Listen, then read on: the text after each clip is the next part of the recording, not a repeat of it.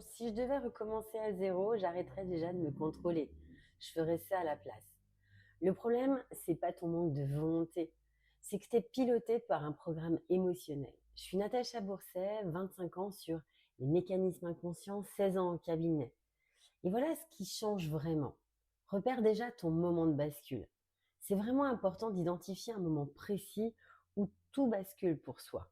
Par exemple, ça peut être juste après une remarque au travail, quand tu te retrouves seul le soir. Prends un instant pour remarquer le tout premier signe, une tension dans le ventre, un changement dans ta respiration ou cette pensée qui revient à chaque fois. Le simple fait de nommer ce moment t'aide déjà à sortir du pilotage automatique. Tu peux aussi arrêter de te juger après. C'est trop facile de s'auto-flageller en se disant encore une fois j'ai cédé. Mais cette culpabilité ne fait qu'ancrer le schéma. Demande-toi plutôt est-ce que j'ai déjà ressenti ça avant? D'où vient cette sévérité envers moi-même? Remplace le jugement par de la curiosité. C'est une façon de rompre le cercle vicieux. Tu peux aussi ralentir au lieu de réagir. Quand tu sens que tu vas réagir, autorise-toi juste quelques secondes pour prendre une respiration et observer. Imagine que tu as envie de grignoter ou de te défendre verbalement. Respire. Pose-toi la question. Qu'est-ce que je ressens là maintenant? Tu peux même compter jusqu'à 3. Ces quelques secondes créent un espace entre l'impulsion et le comportement. Et c'est là que tout change.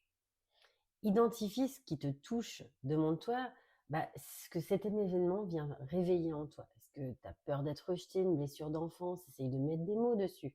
Si tu te surprends à sursauter ou à t'énerver, explore ce qui est activé en toi. Parfois, écrire ce que tu ressens permet de clarifier les choses. Va là où ça a commencé. Dans ta mémoire, remonte à l'origine de cette émotion ou de cette réaction.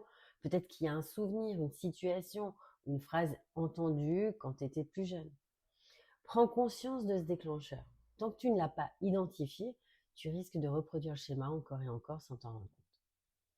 Pour finir, tu ne perds pas le contrôle. En réalité, tu fonctionnes selon un programme, des mécanismes inconscients qui se rejouent. Mais en observant et en comprenant ce programme, tu peux petit à petit t'en libérer et reprendre le pouvoir sur tes choix. Et tant que tu ne travailles pas aux racines, tu vas comprendre, mais tu ne vas pas changer.